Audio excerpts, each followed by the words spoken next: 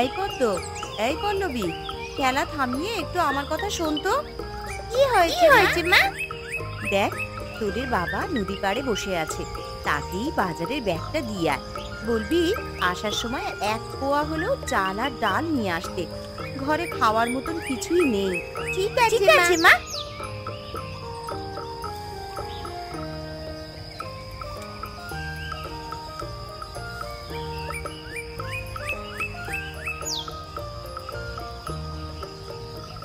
কি যে করব কিছুই বুঝতে পারছি না। যাও একটু মাছ ধরতাম, নৌকাটা এভাবে ভেঙে গেল, হাতে একটা পয়সা নেই, নৌকাটা মেরামত করব কিভাবে? মাছ না ধরতে পারলে ঘরে পয়সা আসবে না, কোনো কিছু খাওয়ার জুটবে না, মেয়ে দুটো না খেতে পেয়ে শুকিয়ে যাচ্ছে।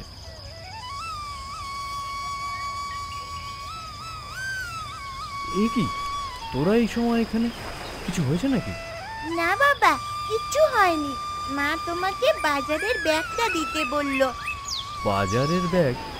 বাজারের ব্যাগ দিয়ে কি হবে? মা বলেছে বাজার থেকে 1 পোয়া হলেও চাল আর ডাল আনতে, ঘরে আর কিছুই নেই।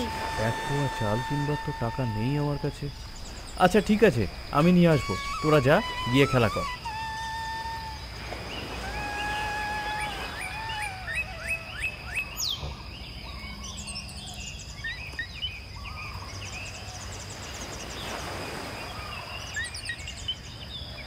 কি ব্যাপার নরেন, বাজারের ব্যাগের দিকে তাকিয়ে কি ভাবছিস? ভাবছি আমার দুর্দশার কথা। দুর্দশা? কিসের দুর্দশা? তোর মেয়ে দুটোর কিছু হয়েছে নাকি? এখনো কিছু হয়নি, কিন্তু হতে কতক্ষণ?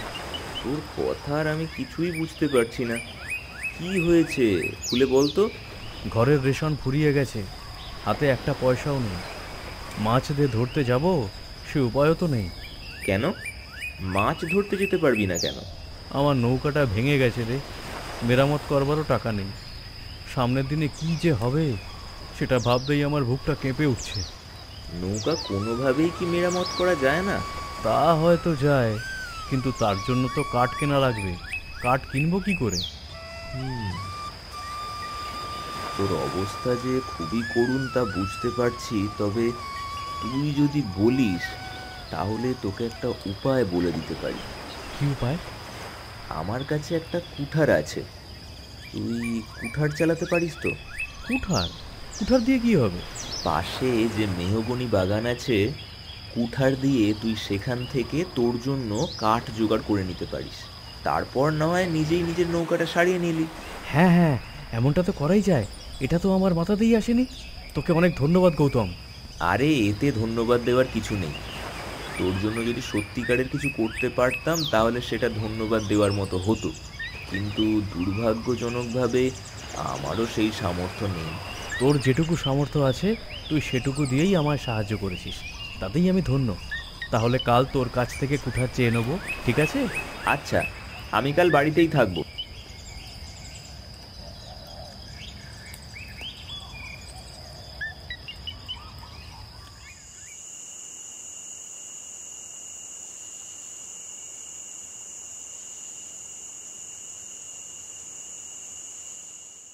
তুমি জেগে আছো?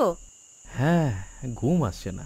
হ্যাঁ গো, আজ যে চাল ডাল কিনে নিয়ে এলে, কাছে টাকা ছিল? না, টাকা আর কোথায় পাবো? মুদি দোকানদারের কাছে বাকি নিয়ে এলাম। চারিদিকে যে দেনা বেড়েই চলেছে গো, শোধ করবো কি করে? এদিকে ময়নার বাবার কাছে তুমি 100 টাকা ধার করে আছো, সে কথা খেয়াল আছে? সব কিছু মনে আছে, সেজন্যই তো ঘুম আসছে না। গত 2 দিন ধরে মাছও ধরতে যাওনি, এই রকম করলে আমাদের সংসার কি করে চলবে? মাছ ধরতে যায়নি কি আর সাথে? সাথে ভাঙা নৌকো নিয়ে কে মাছ ধরতে পারে বলো তো? তা সেই নৌকা ঠিক করানোর কোনো ব্যবস্থাও তো নিলে না। একটা উপায় পেয়েছি, দেখি কাল নৌকাটা মেরামত করা যায় কিনা দেখবো। মেয়ে দুটোর মুখের দিকে তাকানো যাচ্ছে না, ওদের একটাও ভালো জামা কাপড় নেই, ভালো মন্দ দুটো রেঁধে খাওয়াতেও পারি না, তাও ওদের কোনো অভিযোগ নেই গো।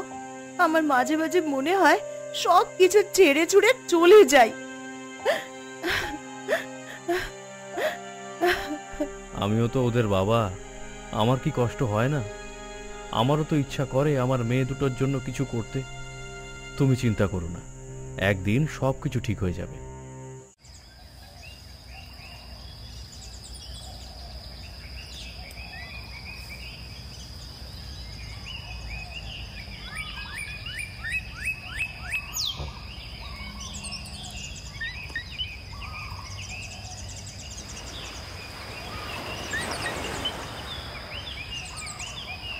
বাবা, তাহলে এখানে জাল ফেলি? মাঝ নদীতে তো চলে এসেছি।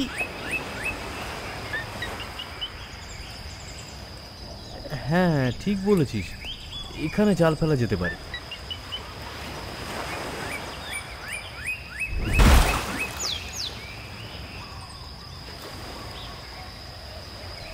এই নে, জাল টান দে। তোরা দুজনে পারবি তো? হ্যাঁ বাবা, পারবো। বেশ, তাহলে আমি দাঁড় ধরলাম, না হলে নৌকা উল্টে যাবে।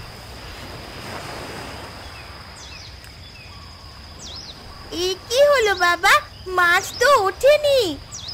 আচ্ছা, কোনো ব্যাপার না, আবার জাল ফেল।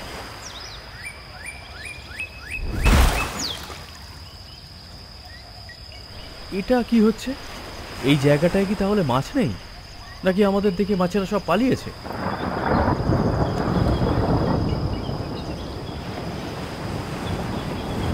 বাবা বাবা, ওই দেখো, আকাশে কালো মেঘ জড়ো হচ্ছে। এ কি, এ তো ঝড় উঠছে বলে মনে হচ্ছে। বাবা চলো আমরা ফিরে যাই, আর মাছ ধরে কাজ নেই। আর যদি মাছ না ধরতে পারি, তাহলে এতদিন আর শোধ করবো কি করে? আজ যাই হয়ে যাক না কেন, মাছ ধরতেই হবে। না, মাছ না ধরে আমরা ফিরবো না। চল, নদীর ওই পাড়ের এক কোনায় আমরা আশ্রয় নিই।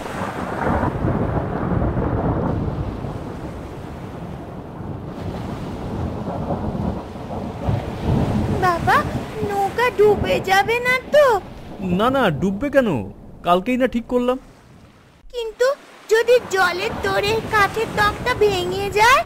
আর না না, তোরা দুশ্চিন্তা করিস না, এমন কিছুই হবে না। যাক, বেশি ঝড় বৃষ্টি হয়নি, ভগবান বাঁচিয়ে দিয়েছেন। এইবারে বাবা, জাল তাহলে এবার তোলো। হ্যাঁ হ্যাঁ, জাল তুলছি।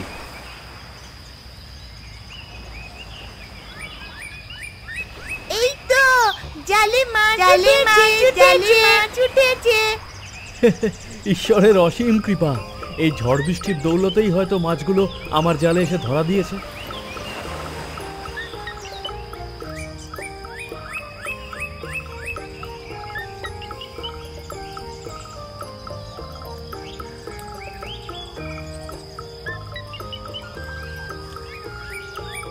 এই ঝড় বৃষ্টির মধ্যে তোমরা কোথায় ছিলে বলো তো? আমি তো এদিকে চিন্তায় মরে যাচ্ছি। মা, তুমি জানো আজকে আমরা অনেকগুলো বড় মাছ পেয়েছি। ঝড় বৃষ্টি হলো বলেই তো আমাদের কপাল খুলল গিন্নি। আজ বহুদিন পরে অনেকগুলো মাছ পেলাম। তাই বুঝি? কই দেখি দেখি। ও মা, এই যে দেখছি অনেকগুলো মাছ। মা, এবার আমাদেরকে একটা মাছ ভাজি করে খাওয়াবে তো? নিশ্চয়ই খাওয়াবো। শোনো গিন্নি, এর মধ্যে সবচেয়ে বড় যে মাছটা, সেটা তোমার মেয়েদের জন্য তুলে রাখো, আর বাকি মাছগুলো আলাদা করে আমার কাছে দাও। আমি সেগুলো হাটে নিয়ে বিক্রি করে আসি। এই কি কথা? আরে সব থেকে বড় মাছটা হাটে বিক্রি করলে বেশি লাভ হতো না? আমার দুই মেয়ে যখন মাছ ভাজা খেতে চেয়েছে, তখন আমি ওদের সব থেকে বড় মাছটাই খাওয়াবো। ওদের কোনো শক্ত পূরণ করতে পারিনি, অন্তত বড় মাছ তো খাওয়াতে পারি। বেশ, যেমন তোমার ইচ্ছে। আজ আমরা মাছ ভাজি খাবো।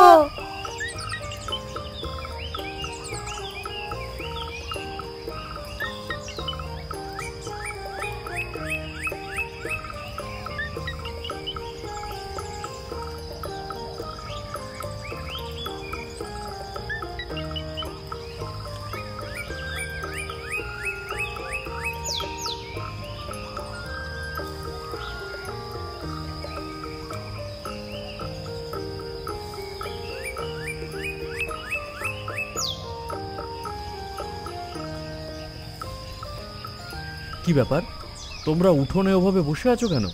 আজ রান্না করনি? আর রান্না, এমন একটা কাণ্ড ঘটে গেছে, রান্না খাওয়া সব মাথায় উঠে গেছে। আরে কি হয়েছে সেটা বলবে তো আমাকে, আমি তো কিছুই বুঝতে পারছি না।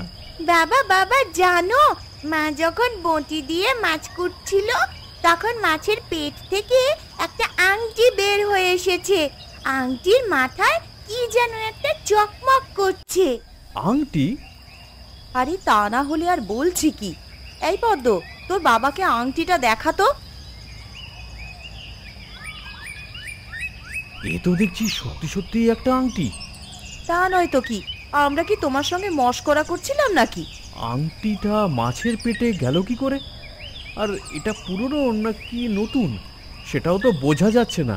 আচ্ছা বাবা, আংটির মাথায় কি চকচক করছে? সোনার আংটি যখন, তখন হীরা হতে পারে। তোমার যা বুদ্ধি! হীরের আংটি কেউ ওইভাবে নদীতে ফেলে দেয় নাকি? আরে যে ফেলেছে সে কি ইচ্ছা করে ফেলেছে নাকি? হয়তো ভুল করে হাত থেকে পড়ে গেছে, তারপর মাছ সেটা খেয়ে নিয়েছে। তাহলে তো আংটিটা বিক্রি করে আমরা অনেক টাকা পেতে পারি, তাই না? না না, আংটিটা বিক্রি করব কেন? বরং আংটির যে আসল মালিক তাকে আংটিটা ফেরত দিয়ে দেবো। আংটি ফেরত দিয়ে দেবে? আরে লক্ষ্মী নিজে আমাদের ঘরে এসে কড়া নাড়ছে আর তুমি তাকে ফিরিয়ে দেবে? লক্ষ্মী এখনো আসেননি গিন্নি, কিন্তু পরের জিনিস যদি আমি তাকে ফেরত না দিয়ে নিজে ভোগ করি তাহলে অভিশাপ নিশ্চয়ই আসবে। পরের ধন ভোগ করার কোনো ইচ্ছে আমার নেই। আংটিটা আমার কাছে থাকুক। আমি কাল হাটে গিয়ে আংটিটা কোনো জহুরিকে দেখিয়ে আসব। তারাই ভালো জানবে এই আংটি আসল না নকল। তারপর দেখা যাবে আংটি নিয়ে কি করতে হবে। ঠিক আছে, তবে তাই করো।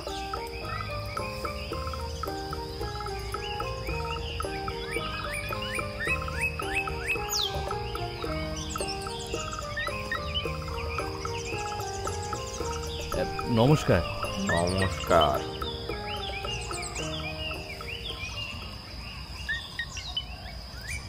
তোমাকে দেখে তো মনে হচ্ছে না তুমি কিছু কিনতে এসেছো। আগে সত্যি কথা, আমি কিছুই কিনতে আসিনি। কিনতে যখন আসনি তখন এসেছো কেন? আমি কালই আংটিটা মাছ ধরতে গিয়ে পেয়েছি। দেখে যদিও সোনার মনে হচ্ছে, তবুও একবার আপনার কাছে পরখ করে নিতে চাইছি। এই আংটি?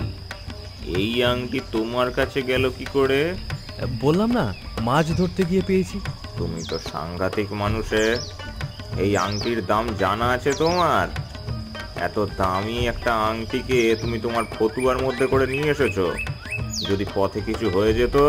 আগে ওইভাবে তো ভেবে দেখিনি, তবে কেউ না জানলে আর কি করে কেড়ে নেবে?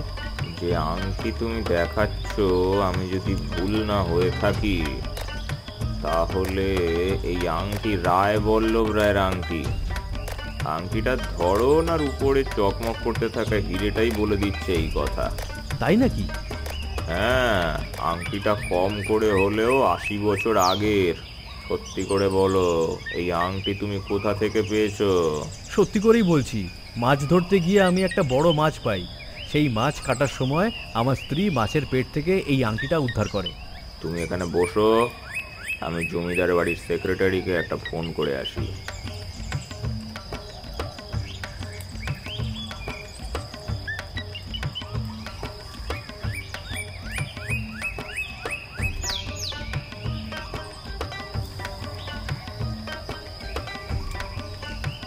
সেক্রেটারি সাহেব আসছেন, ততক্ষণ তোমাকে এখানেই বসতে বলেছেন।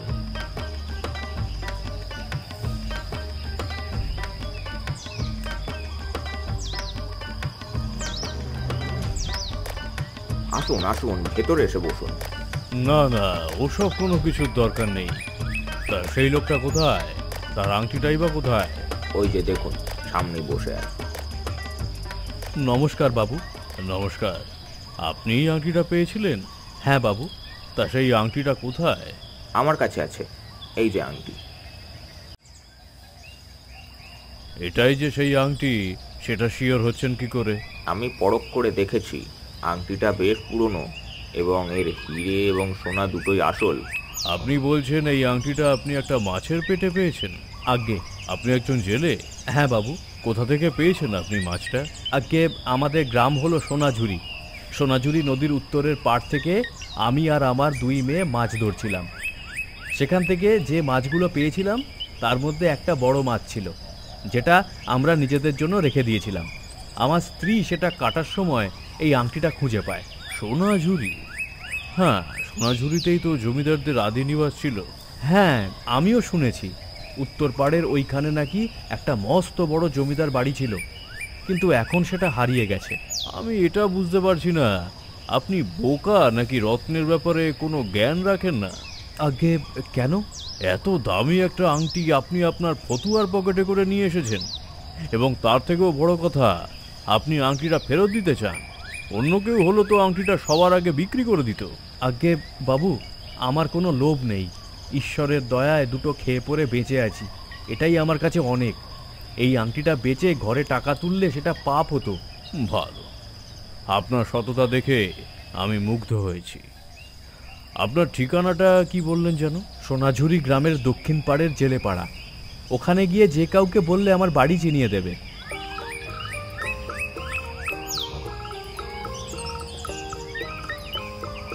তুই একটা আস্ত আহাম্মক নরেন। কেন? এতে আহাম্মকের কি হলো? আচ্ছা, তুই সব কিছু বাদ দে, একটা জিনিস চিন্তা কর। তুই যে এত দামি একটা সম্পত্তি তাদের হাতে তুলে দিলি, এতে তোর একটা পুরস্কার পাওনা ছিল কি না? কিন্তু ওরা এত বড় জমিদার হয়েও তোকে কিছু দিল না। তুই যদি সেটা তাদের হাতে তুলে না দিয়ে বিক্রি করে দিতিস, তাহলে তারা তো সেটা কোনোদিনও খুঁজে পেত না। তাতে কি হয়েছে? আমি তো আর কোনো কিছুর আশায় তাদের হাতে সেটা তুলে দিইনি। এটাই তো সমস্যা রে। তুই যদি এখানে স্বার্থপর হতিস, তাহলে আজ তোর কপাল খুলে যেত। লক্ষ্মী তোর দুয়ারে এসে কড়া নেড়ে গেল, অথচ তুই তাকে ফিরিয়ে দিলি। আচ্ছা, দেখা গেল আমি বিক্রি করতে গেলাম আর ধরা পড়ে গেলাম, তখন কি হতো? তখন তো আমার আর আমার পরিবারের সব কিছু শেষ হয়ে যেত। তার থেকে এখন যেটা হয়েছে সেটাই ভালো না? হ্যাঁ, সেটাও ঠিক। আমি তোর কথা বুঝতে পারছি, কিন্তু আমি বিশ্বাস করি আমাদের নিজেদের যা আছে তাই নিয়ে খুশি থাকা উচিত। যখন আমরা লোভে পড়ে পাপের পথে পা বাড়াবো, তখন আমাদের ধ্বংস নিশ্চিত। এখন হয়তো আমি কিছুটা কষ্টে আছি, কিন্তু তবুও তো সৎপথে আছি।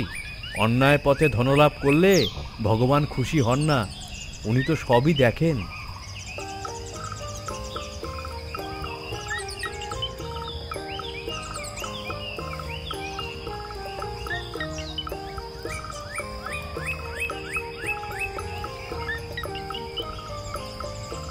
ওই যে ওখানে। নমস্কার। নমস্কার। আপনি কি সেই নরেন বাবু যিনি কিনা আমাদের পরিবারের আংটি উদ্ধার করে দিয়েছিলেন? আগে আগে হ্যাঁ। আমাদের সেক্রেটারি মশাইয়ের মুখে আপনার কথা শুনলাম। যে লোক লাখ টাকার সম্পত্তি পেয়ে হাসি মুখে সেটা ফিরিয়ে দেয়, তাকে দেখবার লোভ সামলাতে পারলাম না, তাই এখানে চলে এলাম। আগে এ তো আমার সৌভাগ্য যে আপনারা আমার বাড়িতে এলেন। আপনাদেরকে কোথায় বসতে দিই বলুন তো? মানে বাড়িতে তো কিছু নেই ওইভাবে। ও নিয়ে আপনাকে ভাবতে হবে না, আপনার দুই মেয়ে, তাই না? আগে হ্যাঁ, এর নাম হচ্ছে পদ্ম আর এর নাম হচ্ছে পল্লবী। নমস্কার। বাহ, বেশ মিষ্টি মেয়ে তো। তা তোমরা কি স্কুলে যাও? আগে স্কুলে পাঠানোর মতো আমার অত সামর্থ্য নেই, ওরা বাড়িতেই থাকে আর আমার সাথে মাছ ধরতে যায়। এটা খুবই খারাপ কথা। পড়ালেখা করার বয়সে তারা আপনার সঙ্গে কাজ করছে। আপনার ব্যাপারে সবকিছু শুনলাম সেক্রেটারি মশাইয়ের কাছে। আপনি আমাদের এত মূল্যবান একটা সম্পত্তি উদ্ধার করে ফিরিয়ে দিয়েছেন, তার জন্য আমি আপনাকে একটা ছোট্ট পুরস্কার দিতে চাই। এতে কি আছে? খুলেই দেখুন না এতে কি আছে। এ তো দেখছি অনেক টাকা। আপনি যা ফেরত দিয়েছেন তার তুলনায় এই টাকা কিছুই নয়। তার থেকেও বড় কথা, আপনার সততার মূল্য টাকায় পরিমাপ করা যায় না। আমার পক্ষ থেকে এটা আপনার দুই মেয়ের প্রতি একটা উপহার। আমি আশা রাখি এতে আপনাদের দুর্দশা খানিকটা হলেও কেটে যাবে। আর হ্যাঁ, আপনার জন্য একটা নৌকা বানিয়ে দিয়েছি, যেটা নদীর পাড়ে রাখা আছে। আপনাদের মাছ ধরতে আর অসুবিধা হবে না। আমি কি বলে যে আপনাদের ধন্যবাদ দেব বুঝতে পারছি না।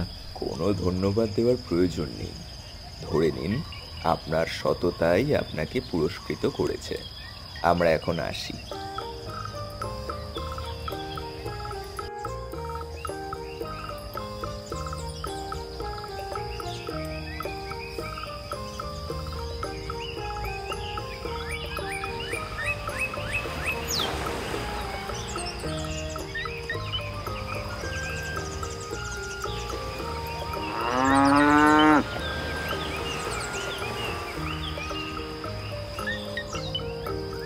নরেনের গল্পও আমাদেরকে শেখায় আমরা যদি সৎ উদ্দেশ্য নিয়ে পরিশ্রম করতে থাকি তাহলে ভাগ্য নিশ্চয়ই তার দরজা একদিন আমাদের জন্য খুলে দেবে।